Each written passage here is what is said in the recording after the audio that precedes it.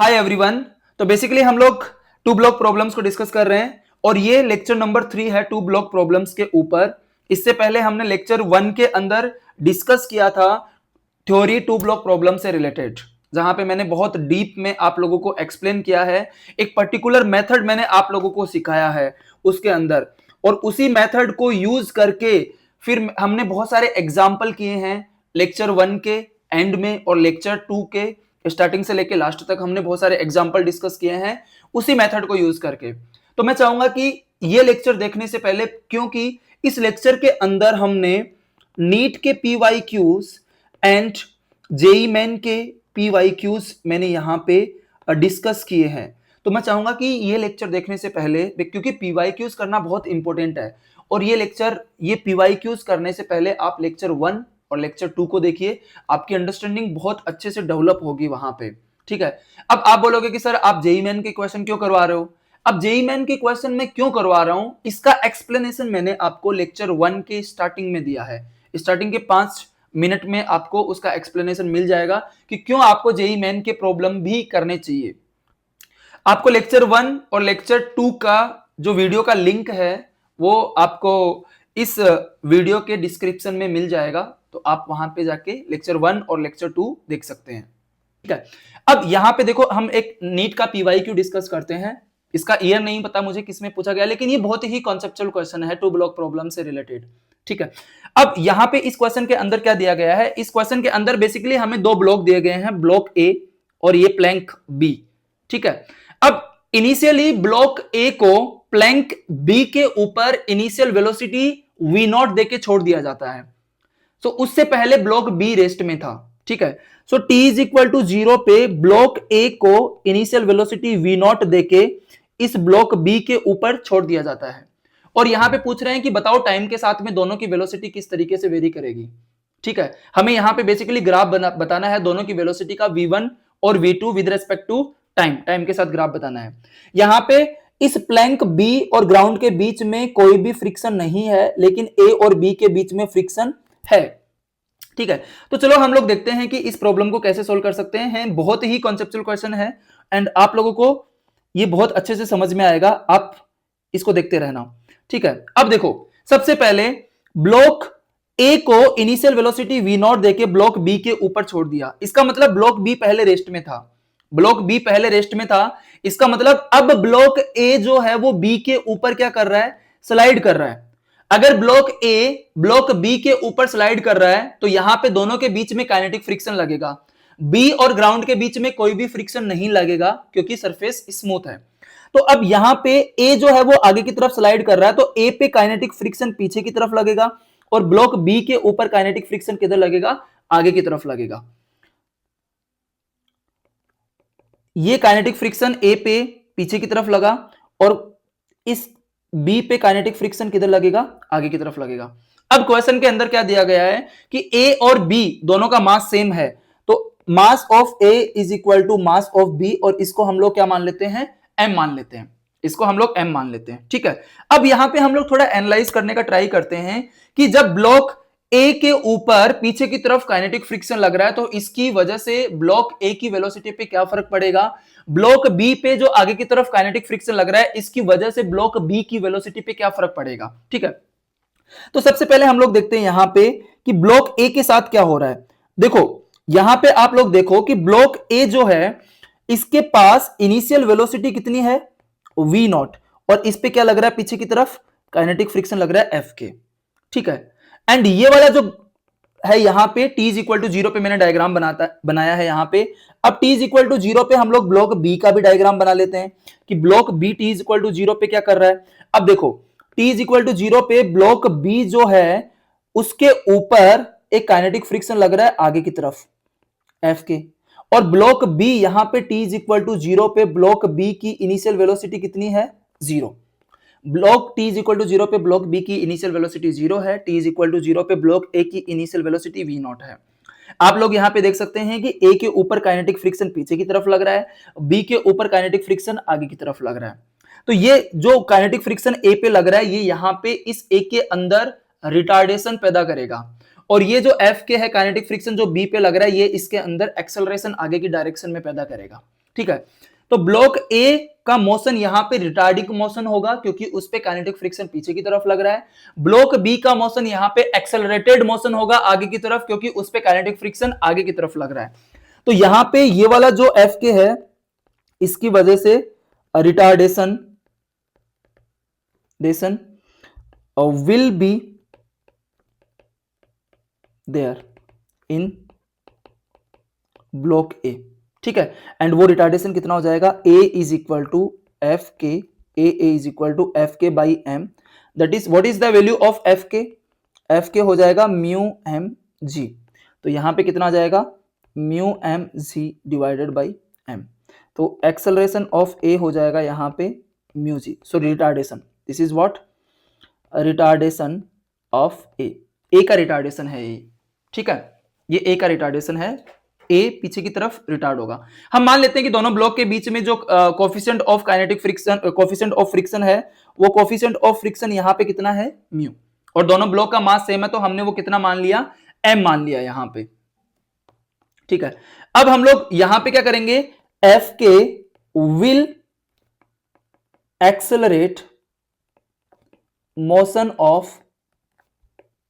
Of B, and acceleration कितना हो जाएगा बी का, that is F K by m, and it is equal to mu m g by M, that is equal to mu ji.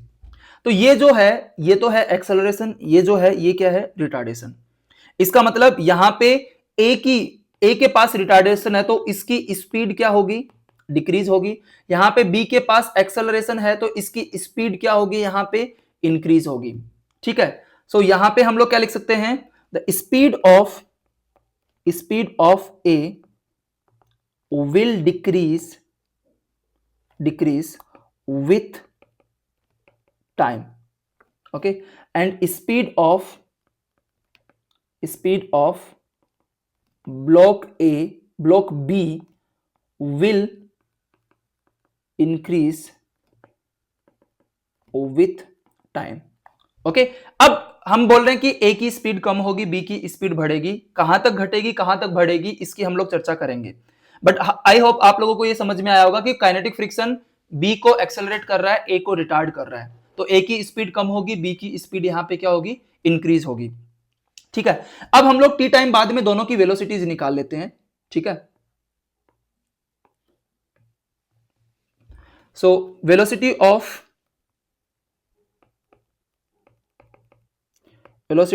A after T, so v1 is equal to v naught minus a into t, so v1 is equal to v naught minus mu z t, so this is the velocity of a, and velocity of b after t, v2 is equal to 0 plus abt। why 0 is here, because हम लोग लगा रहे हैं v is equal to u plus at, so B की initial velocity 0 है, ए की initial velocity v nought है, ठीक है। और हम लोग यहां पे नेगेटिव साइन क्यों ले रहे हैं, क्योंकि ए का मोशन यहां पे रिटार्ड हो रहा है, तो v2 हमारा कितना आ जाएगा, v2 is equal to mu G into T. तो आप लोग यहां पे देख सकते हैं कि हमने v1 1 और 2 ए और बी दोनों की वेलोसिटी निकाल ली टाइम के साथ, ठीक है। अब क्या होगा कि यहां पे जो ए है, ए की स्पीड कम हो रही है, बी की स्पीड बढ़ रही है, ठीक है। अब ए की स्पीड कम होती जाएगी, बी की स्पीड बढ़ती जाएगी, एक टाइम आएगा जब दोनों की स्पीड क्या हो जाएगी, सेम हो जाएगी। जब दोनों की स्पीड सेम हो जाएगी, उसके बाद में दोनों के बीच में कोई भी रिलेटिव मोशन नहीं होगा। अगर दोनों के बीच में कोई भी रिलेटिव मोशन नहीं होगा, उसके बाद में दोनों के बीच में जो फ्रिक्शन एक्ट कर रहा है, काइनेटिक फ्रिक्शन एक्ट कर रहा है, वो एक्ट करना बंद हो जाएगा। और अगर दोनों के बीच में जो काइनेटिक फ्रिक्शन एक्ट कर रहा है, वो काइनेटिक फ्रिक्शन एक्ट करना बंद हो जाएगा, उसके बाद में दोनों ब्लॉक एक कॉमन वेलोसिटी के साथ मूव करेंगे, ठीक है। तो यहां पे आप लोग देख सकते हैं कि v1 की जो वेलोसिटी आई है और v2 की जो ये वेलोसिटी आई है, ये यहां पे लीनियर इक्वेशन है, ये लीनियर वेलोसिटी है। लीनियर वेलोसिटी मतलब टाइम के साथ लीनियरली चेंज हो रहा है, स्ट्रेट लाइन ग्राफ आएगा, ठीक है। ये तो कंफर्म हो गया, स्ट्रेट लाइन ग्राफ आएगा। अब यहां पे ये देख सकते हैं कि ये y is equal to mx जैसा ग्राफ है, तो ये ओरिजिन से पास करेगा, ठीक है, ये y is equal to like minus m x plus c जैसा ग्राफ है, तो ये यहां पे इंटरसेप्ट बनाएगा। इसकी चर्चा हम लोग ये ग्राफ बनाएंगे तब देखेंगे, ठीक है। तो अब हम लोग यहां पे क्या एक इंपॉर्टेंट नोट क्या लिख सकते हैं, here speed of A is decreasing and speed of B is increasing from 0 and यहां पे लिख सकते हैं फ्रॉम V नॉट। A की वेलोसिटी V नॉट से डिक्रीज हो रही है, B की वेलोसिटी 0 से बढ़ रही है, okay. So there will be a time when speed of A will become equal to speed of B and there is no relative motion between blocks after this point of time.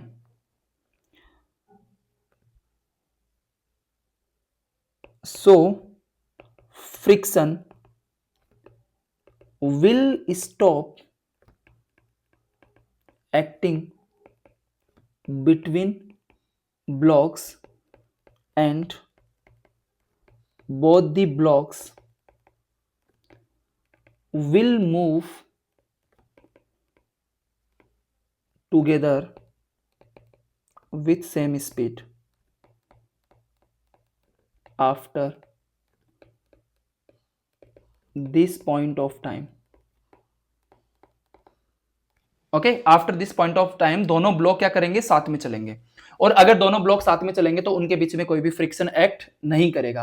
अब इनकी दोनों की velocity change नहीं होगी, दोनों same velocity के साथ चलते रहेंगे। अब हम लोग यहां पे ग्राफ बनाते हैं, वेलोसिटी का टाइम के साथ ग्राफ बनाते हैं। तो एक्स एक्सिस पे हम लोग टाइम ले लेते हैं, वाई एक्सिस पे हम लोग v1 एंड v2 ले लेते हैं। v1 का इक्वेशन हमारा क्या आया था, v not minus mu G T, and v2 हमारा कितना आया था, म्यू जी टी। ओके, तो अगर हम लोग ये दोनों ग्राफ बनाएंगे तो आप लोगों को ग्राफ बनाना आता होगा, तो ये देख सकते हैं कि ये नेगेटिव स्लोप के साथ स्ट्रेट लाइन का ग्राफ, स्ट्रेट लाइन की इक्वेशन है, और ये पॉजिटिव स्लोप के साथ स्ट्रेट लाइन की इक्वेशन है, जो कि किससे पास हो रही है, ओरिजिन से पास हो रही है, ठीक है। तो यहां पे ग्राफ कुछ ऐसा आ जाएगा, ये ग्राफ हमारा हो जाएगा वेलोसिटी ऑफ ए जो कि डिक्रीज हो रही है, ये हो जाएगा वेलोसिटी ऑफ बी जो कि इंक्रीज हो रही है, और इस पॉइंट के बाद में दोनों क्या करेंगे, साथ में चलेंगे। ओके, तो यहां पे ये v1 है, ये v2 है, v2 इनिशियली 0 है जब टाइम 0 है, और v1 की वैल्यू v नॉट है जब टाइम कितना है, 0। एंड ये वो पॉइंट है, आफ्टर दिस पॉइंट यहां पे v1 इज इक्वल टू क्या हो जाएंगे, v2। अब दोनों ब्लॉक क्या करेंगे, साथ में चलेंगे, और ये वाला जो पॉइंट है, इस पॉइंट पे दोनों के बीच में, इस पॉइंट के बाद में दोनों के बीच में कोई भी रिलेटिव मोशन नहीं होगा, और अगर दोनों के बीच में कोई भी रिलेटिव मोशन नहीं होगा तो फ्रिक्शन कितना एक्ट करेगा, 0। आई होप ये एग्जांपल आप लोगों को समझ में आया। बहुत ही कॉन्सेप्चुअल क्वेश्चन था, इसमें कैलकुलेशन नहीं थी, आप लोगों को बस कॉन्सेप्ट के साथ इस क्वेश्चन को सोल्व करना था। तो चलिए अभी हम लोग नेक्स्ट क्वेश्चन डिस्कस करते हैं। बेसिकली ये क्वेश्चन जेईई मेन 2021 में पूछा गया है, एंड ये क्वेश्चन बहुत इजी है। इस टाइप का क्वेश्चन हमने जब थ्योरी पढ़ी थी उस टाइम पे डिस्कस किया था, सिमिलर क्वेश्चन डिस्कस किया था, एग्जैक्ट सेम नहीं था, लेकिन इस कॉन्सेप्ट के ऊपर हमने डिस्कस कर रखा है, ठीक है। तो आप लोगों के लिए ये क्वेश्चन सोल्व करना बहुत ही आसान होगा। तो चलो देखते हैं इसको। So find the maximum horizontal force that can be applied to move the blocks together. Is it clear? Okay, तो यहां पे कोई भी फ्रिक्शन नहीं है, ये वाले सरफेस स्मूथ है। इन दोनों ब्लॉक्स के बीच में जो फ्रिक्शन है उसका कोफिशिएंट कितना दिया हुआ है, 0.5 दिया हुआ है।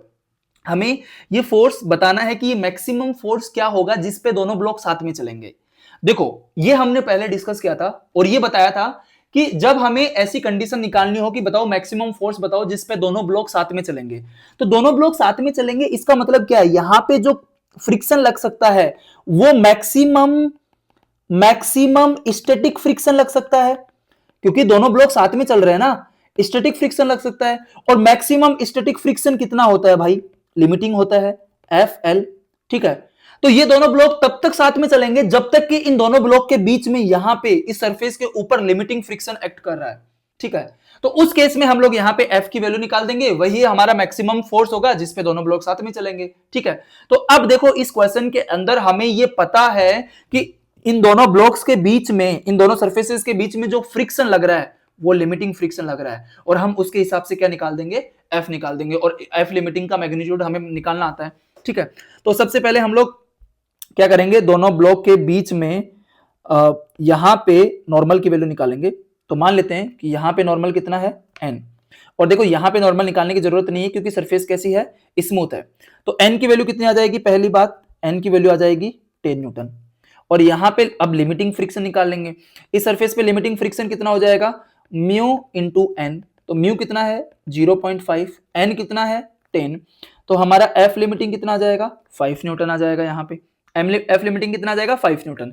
अब हमें पता है कि हम ये अगर पूरा सिस्टम आगे की तरफ चल रहा है, अगर ये पूरा सिस्टम आगे की तरफ मान लो ए एक्सेलरेशन, क्योंकि क्वेश्चन में बोला है ना कि दोनों ब्लॉक साथ में चल रहे हैं, तो अब दोनों ब्लॉक साथ में चल रहे हैं तो हमें मैक्सिमम फोर्स बताना है जिसपे दोनों ब्लॉक साथ में चलेंगे। इसका मतलब यहाँ पे इन दोनों ब्लॉक्स के बीच में जो फ्रिक्शन लग रहा है वो लिमिटिंग फ्रिक्शन लग रहा है। ठीक है, तो अब हम लोग यहाँ पे फ्री बॉडी डायग्राम बना लेते हैं एक एक का। तो ये हमारा 1 kg हो जाएगा, और इसके बाद में ये हमारा क्या हो जाएगा 2 kg ब्लॉक हो जाएगा। ठीक है, अब देखो इस पे लिमिटिंग फ्रिक्शन किधर लगेगा, आगे की तरफ एफ एल, एंड इस पे लिमिटिंग फ्रिक्शन किधर लगेगा, पीछे की तरफ F L.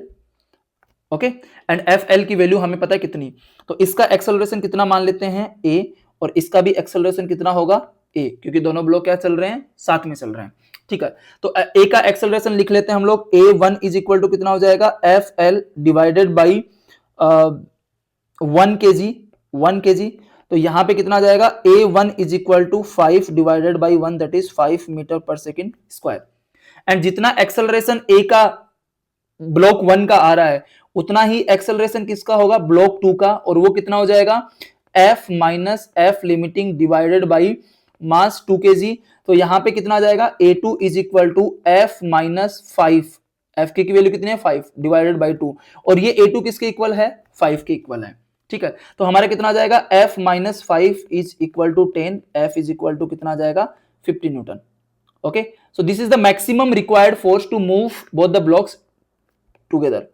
Maximum applied force for which both the blocks will move together. Okay, अब इस 50 न्यूटन के अगर इनके ऊपर ये लगने वाला फोर्स 15 न्यूटन या उससे कम है तो दोनों ब्लॉक साथ में चलेंगे, अगर ये अप्लाइड फोर्स 15 न्यूटन से ज्यादा हुआ तो दोनों ब्लॉक अलग अलग चलेंगे। ठीक है, और उस केस में दोनों के बीच में काइनेटिक फ्रिक्शन एक्ट करेगा। तो जब भी इस टाइप का प्रॉब्लम आता है जहां पे आप लोगों को ये पूछा जाता है कि मैक्सिमम फोर्स बताइए जिसके लिए दोनों ब्लॉक साथ में चलेंगे, तो उस केस में आपको क्या करना होता है, ये मानना होता है कि मैक्सिमम की कंडीशन में इन दोनों ब्लॉक के बीच में जो फ्रिक्शन लग रहा है वो लिमिटिंग फ्रिक्शन लग रहा है। कौन सा फ्रिक्शन लग रहा है, लिमिटिंग फ्रिक्शन लग रहा है। ठीक है, अब चलो तो अभी हम लोग नेक्स्ट क्वेश्चन डिस्कस करते हैं जो कि जेईई मेन 2021 के अंदर पूछा गया है, 2 ब्लॉक प्रॉब्लम से रिलेटेड। तो इस क्वेश्चन के अंदर क्या दिया गया है, हमें 2 ब्लॉक दिए गए हैं, small M and capital M. ठीक है, कैपिटल एम और ग्राउंड के बीच में कोई भी फ्रिक्शन नहीं है, सरफेस कैसी है, स्मूथ है, और यहाँ पे small M and capital M के बीच में फ्रिक्शन एग्जिस्ट करता है जिसका म्यू हमें यहाँ पे दिया गया है 3/7। ठीक है, एंड यहाँ पे दोनों ब्लॉक के मास दिए गए हैं, एक का 0.5 kg है एंड एक का 4.5 kg है। तो अब हमें यहाँ पे क्या बताना है कि then find the maximum horizontal force that can be applied on the larger block so that block move together. तो अगेन ये सिमिलर क्वेश्चन है जो हमने पहले डिस्कस किया है। ठीक है, लेकिन यहाँ पे क्या है कि हमें राउंड ऑफ करके नियरेस्ट इंटीजर के आसपास हमारा आंसर लेके आना है, और इस क्वेश्चन के अंदर हमें जी की वैल्यू 9.8 लेनी है, जो कि इस क्वेश्चन को थोड़ा सा कैलकुलेशन वाइज थोड़ा सा लेंथी बना देता है, ज्यादा नहीं, थोड़ा बहुत टाइम लगेगा इसके अंदर, ठीक है। तो अब हम सबसे पहले यहां पे लिख लेते हैं कि m हमारा कितना है 1/2 kg, okay 0.5, and capital m को मैं 4.5 को यहां पे 9/2 kg लिख सकता हूं, 9/2 kg, ताकि हम लोग थोड़ा कैलकुलेशन कर सकें इजीली, ओके। अब यहां पे हम लोग सेम वही उसी तरीके से करेंगे। देखो, जब मैक्सिमम हॉरिजॉन्टल फोर्स पूछा है जिसके लिए दोनों ब्लॉक साथ में चलेंगे, इसका मतलब हमें यह पता है कि इन दोनों ब्लॉक्स के बीच में जो फ्रिक्शन लग रहा है वो फ्रिक्शन लग रहा है बच्चों static friction, and static friction भी अपनी मैक्सिमम वैल्यू पे लग रहा है यहां पे। दैट मींस इन दोनों के बीच में जो फ्रिक्शन लग रहा है वो लिमिटिंग फ्रिक्शन लग रहा है, ये हमें पता है। और नीचे वाले ब्लॉक पे फोर्स लग रहा है, तो ऊपर वाले ब्लॉक पे जो लिमिटिंग फ्रिक्शन लगेगा, ऊपर वाले ब्लॉक पे लिमिटिंग फ्रिक्शन लगेगा वो आगे की तरफ लगेगा, और नीचे वाले ब्लॉक पे जो लिमिटिंग फ्रिक्शन लगेगा वो किधर लगेगा, पीछे की तरफ। लिमिटिंग फ्रिक्शन निकालने के लिए सबसे पहले हम लोग इन दोनों के बीच में ये वाले जो सरफेस है यहां पे नॉर्मल निकाल लेंगे। नॉर्मल हमारा कितना हो जाएगा, n is equal to mg, that is 1/2 into g की वैल्यू अब हम लोग 9.8 लेंगे क्योंकि इस क्वेश्चन के अंदर उन्होंने मेंशन किया था। तो ये आ जाएगा हमारा 4.9 न्यूटन। ये हमारी किसकी वैल्यू आ जाएगी, नॉर्मल की वैल्यू आ जाएगी। इसके बाद में हम लोग यहाँ पे लिमिटिंग निकाल लेंगे, दो की हो जाएगा म्यू इंटू एन। म्यू कितना है यहाँ पे 3/7 इंटू 4.9, एंड ये कितना आ जाएगा हमारा 3 इंटू 0.7, बिकॉज ये इससे कितने टाइम कैंसिल हो जाएगा 0.7, that is equal to 2.1 newton. ये हमारा लिमिटिंग की वैल्यू आ जाएगी, ठीक है। अब हमें पता है कि दोनों ब्लॉक के ऊपर किस तरीके से यहां पे फोर्सेस एक्ट कर रहे हैं, फ्रिक्शन फोर्स एक्ट कर रहे हैं। तो अब हम लोग दोनों ब्लॉक का एक्सेलरेशन निकाल लेंगे। दोनों ब्लॉक का एक्सेलरेशन सेम है, ठीक है। यहां पे दोनों ब्लॉक का एक्सेलरेशन क्या है, सेम।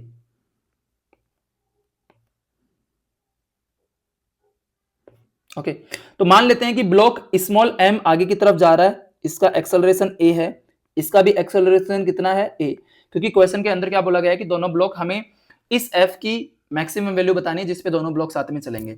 तो हमारा स्मॉल m का हम लोग एक्सेलरेशन निकाल लेते हैं, तो acceleration is equal to fl divided by m। तो यहाँ पे a is equal to fl की वैल्यू कितनी है 2.1 डिवाइडेड बाई 1/2, और ये हो जाएगी हमारी 4.2 न्यूटन। कितनी आ जाएगी 4.2 not newton, 4.2 metre per second square.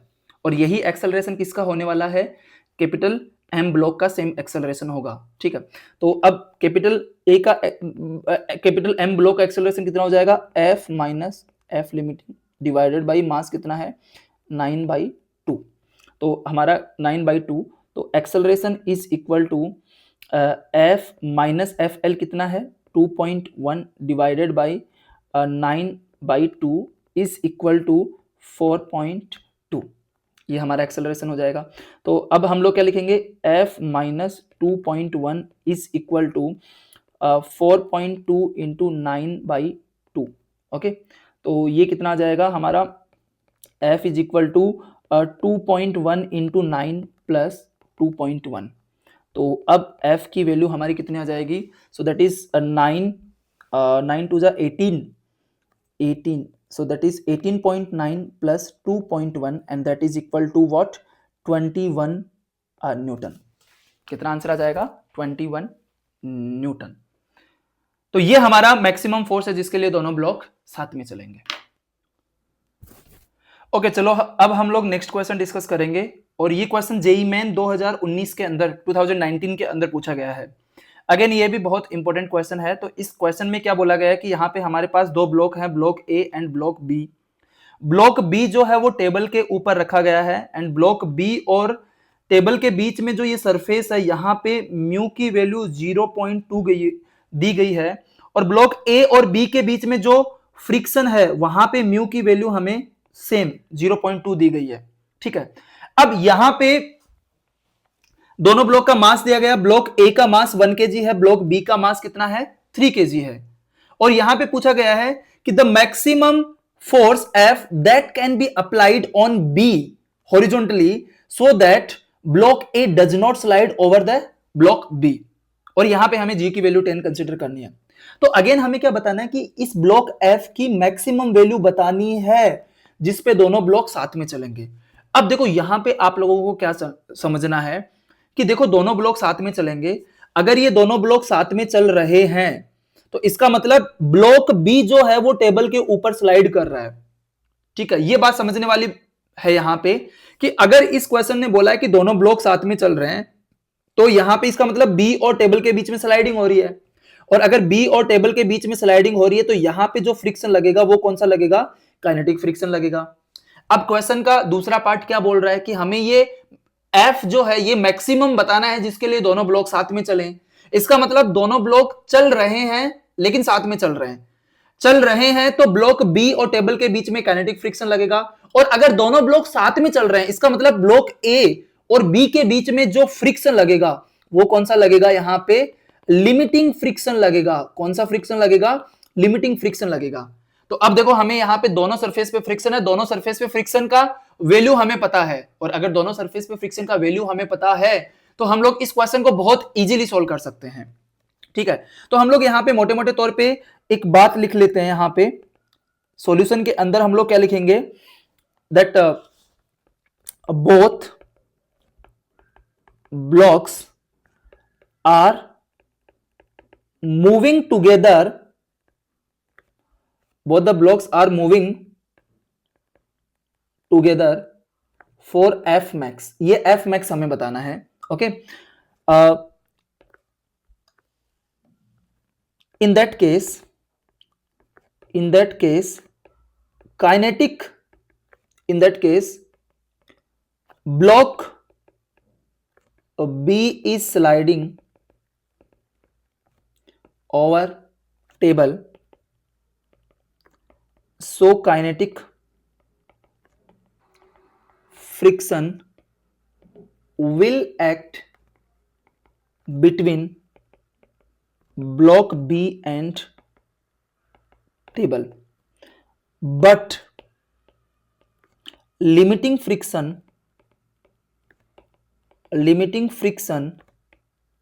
will act between A and B because both blocks are moving together। Okay, तो यहां पे हमें मैक्सिमम फोर्स बताना है जिसके लिए दोनों ब्लॉक साथ में चलेंगे। तो यहां पे लिमिटिंग फ्रिक्शन एक्ट करेगा और अगर दोनों ब्लॉक चल रहे हैं तो यहां पे काइनेटिक फ्रिक्शन एक्ट करेगा। क्योंकि ब्लॉक बी अगर चलेगा ही नहीं तो ये सिस्टम क्यों मूव करेगा? तो ब्लॉक बी अगर चल रहा है तो यहां पे काइनेटिक फ्रिक्शन एक्ट करेगा ना। ये चीज समझनी बहुत जरूरी है। अब चलो, अब हम लोग यहां पे इन दोनों का डायग्राम बनाते हैं और हम लोग एफ की वैल्यू निकालने ट्राई करते हैं यहां पे। ओके, तो सबसे पहले हम लोग दोनों सरफेस पे एफ लिमिटिंग नॉर्मल निकालेंगे, फिर एफ लिमिटिंग। मान लेते हैं कि यहाँ पे नॉर्मल की वैल्यू n1 है, यहाँ पे नॉर्मल की वैल्यू कितनी है? n2। यहाँ पे नॉर्मल n1 है, यहाँ पे नॉर्मल n2 है। यहाँ पे फ्रिक्शन की value F limiting friction FL1 मान लेंगे, यहाँ पे FL2 मान लेंगे। ठीक है, तो सबसे पहले हम लोग यहाँ पे नॉर्मल निकालते हैं। n1 is equal to, n1 कितना हो जाएगा? क्योंकि ब्लॉक ए का जो मास यहाँ पे दिया हुआ है वो 1 kg है, ब्लॉक बी का जो मास दिया हुआ है यहाँ पे वो 3 kg है। तो अगर आप लोग यहाँ पे देखें तो n1 की वैल्यू हमारी कितनी आ जाएगी? 10 न्यूटन आ जाएगी। और n2 की वैल्यू हमारी कितनी आ जाएगी? n2 निकालने के लिए इस सरफेस के ऊपर टोटल कितना मास रखा हुआ है? 4 kg। तो ये हमारे कितना आ जाएगी? 40 न्यूटन आ जाएगी। ठीक है, तो हमारा n1 कितना आ जाएगा? 10 न्यूटन आ जाएगा। n2 हमारा कितना आ जाएगा? 40 न्यूटन आ जाएगा।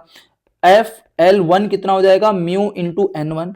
सो FL1 is equal to 0.2 into 10।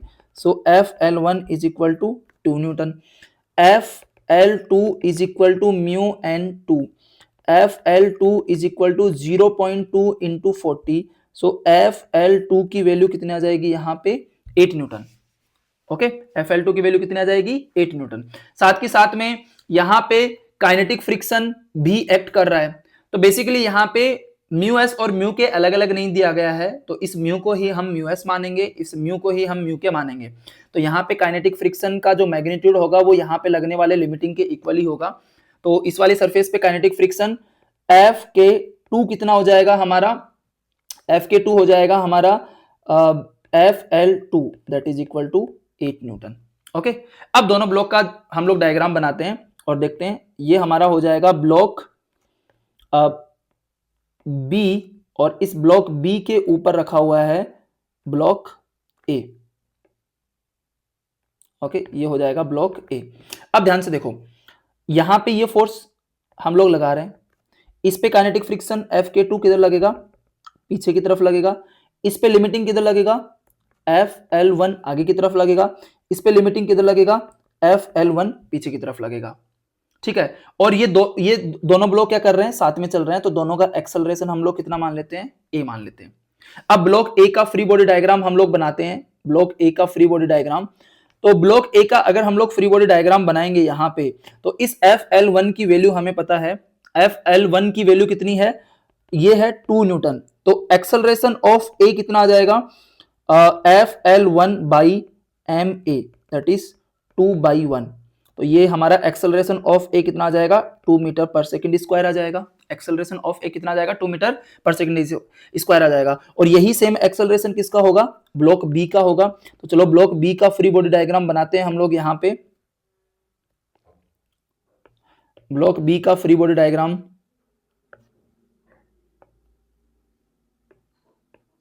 तो इस ब्लॉक बी का एक्सेलरेशन कितना है, ब्लॉक बी का एक्सेलरेशन जो है वो ए के एक्सेलरेशन जितना ही है। ये ए मान लेते हैं, ये बी मान लेते हैं। Okay, and acceleration of A is equal to acceleration of B, दोनों का एक्सेलरेशन सेम है। तो यहां पे F(k2) 8 न्यूटन है, यहां पे FL1 है वो 2 न्यूटन है। तो acceleration of B is equal to acceleration of A is equal to F minus F(k2) minus FL1 divided by हमारा कितना हो जाएगा, mass of B. So acceleration of A कितना है, 2 is equal to F minus 8 minus 2 divided by what is the mass of B, 2।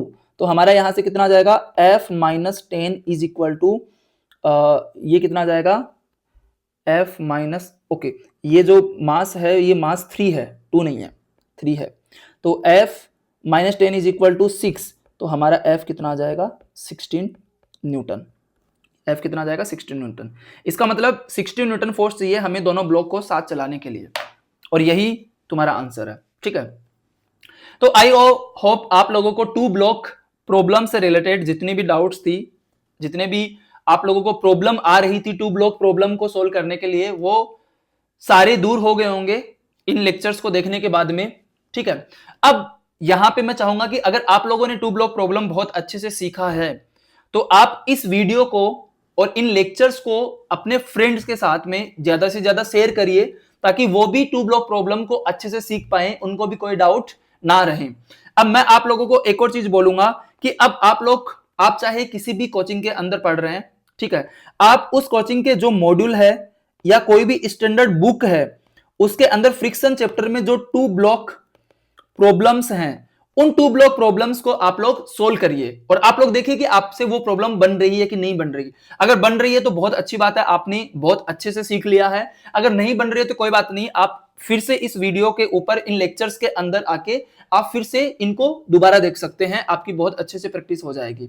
ठीक है, चलो अब इसके बाद में हम लोग अगले टॉपिक के ऊपर बात करेंगे, और आप लोगों को जिस भी टॉपिक में डाउट हो, चाहे आपको फ्रिक्शन में डाउट हो, चाहे आपको एनएलएम में डाउट हो, या इलेक्ट्रोस्टैटिक्स आप चाहे 11th में है 12th में है, आपको किसी भी चैप्टर में डाउट है, किसी भी टॉपिक में डाउट है, तो आप लोग इस वीडियो के कमेंट में लिखिए कि आपको इस पर्टिकुलर टॉपिक में डाउट है। मैं उससे रिलेटेड वीडियो बनाऊंगा जो आपको बहुत ही हेल्प करेगा।